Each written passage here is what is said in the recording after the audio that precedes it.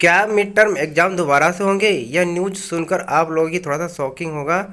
तो आज की जो वीडियो है इसी टॉपिक को लेकर बनाई जा रही कि क्या मिड टर्म के एग्ज़ाम दोबारा से होने वाले हैं। अब ये सवाल ही होता कि मिड टर्म एग्ज़ाम दोबारा से क्यों होंगे, ठीक है, होंगे या नहीं होंगे।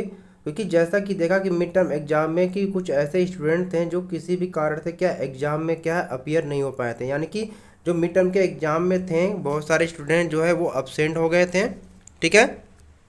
अब देखिए मिड टर्म एग्ज़ाम दोबारा होने का मतलब ये होता है कि कुछ स्टूडेंट जो होते हैं, मान लीजिए किसी भी कारण से वो पेपर में अब्सेंट हो जाते हैं। अब कुछ ऐसे स्टूडेंट होंगे जो मिड टर्म एग्ज़ाम में वो फेल हो गए हैं, तो अब उनको लगता है कि क्या अब हमारे जो पेपर है ये दोबारा से होंगे, क्योंकि हम तो सब्जेक्ट में फेल हो गए हैं या ये सब्जेक्ट हम नहीं दे पाए, अब्सेंट हो गए हैं, तो उसके नंबर हमारे कैसे लगेंगे। क्योंकि उनको एक ही डर सताता है कि अगर हम पेपर में प्रेजेंट नहीं होंगे, पेपर में अगर हम नहीं देंगे तो हम फेल हो जाएंगे, क्या हमारा जो है कंपार्टमेंट आ जाएगा।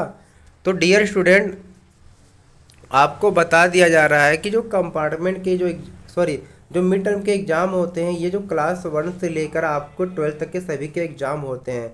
लेकिन आपको ये जानकारी बता दी जा रही है कि जो मिड टर्म के एग्ज़ाम कभी भी दोबारा नहीं होते हैं। आपने कभी देखा है कि मिड टर्म के एग्ज़ाम दोबारा हुए? नहीं होते हैं, ठीक है।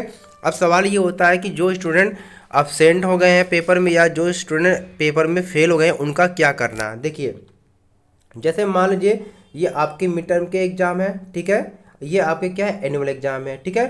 अब इनमें क्या है, दोनों में आपको अलग अलग पास होना बहुत ही ज़रूरी होता है। जैसे मान लीजिए कि मिड टर्म एग्ज़ाम में आपको पास होने के लिए 27 नंबर चाहिए, एग्जाम्पल के तौर पे बता रहे हैं, ठीक है।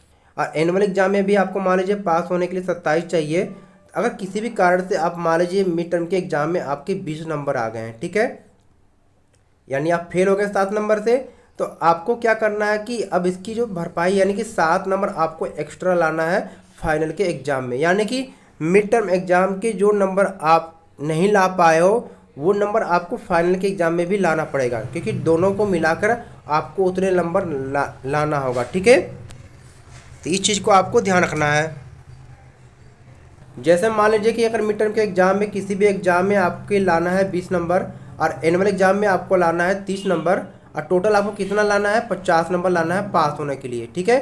अगर मिड टर्म के एग्ज़ाम में अगर आप अब्सेंट हो गए हैं तो 20 नंबर आपको नहीं मिले होंगे, तो आपके एनुअल एग्ज़ाम में आपको कितने टोटल 50 नंबर लाने होंगे, ठीक है। तो आप समझ गए होंगे कि मिड टर्म एग्ज़ाम की जो भरपाई आपको एनुअल एग्ज़ाम में करना पड़ेगा, यानी कि आपको एनुअल के एग्ज़ाम में आपको कुछ ज़्यादा ही मेहनत करना पड़ेगा प्यारे बच्चों। ये उन लोगों के लिए ख़ास तौर से है जिसके पेपर में नंबर कम है, यानी जो फेल हो गए हैं या जो पेपर में वो अब्सेंट हो गए हैं। अगर वो आप पेपर में अब्सेंट हो गए किसी भी कारण से, तो आपको वो नंबर जो आपके एनुअल एग्ज़ाम में पूरा लाना पड़ेगा, ठीक है।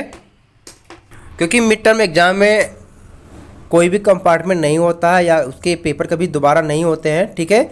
इसलिए जो भी पेपर अब आपका होगा वो फाइनल पेपर आपके एनुअल एग्ज़ाम में होगा।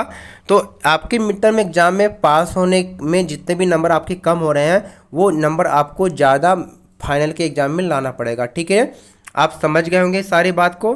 और फाइनल एग्ज़ाम में पास फेल की पॉलिसी भी आती है कि क्राइटेरिया क्या क्या होता है, तो उस पर भी वीडियो बनाया जाता है। इसलिए आप इतना समझ लीजिए कि अगर आप मिड टर्म के एग्ज़ाम में आपके पासिंग नंबर जितने, मान लीजिए 80 में से 27 नंबर पासिंग होते हैं, अगर आपके 20 नंबर आ गए हैं तो 7 नंबर आपके कम हो गए हैं।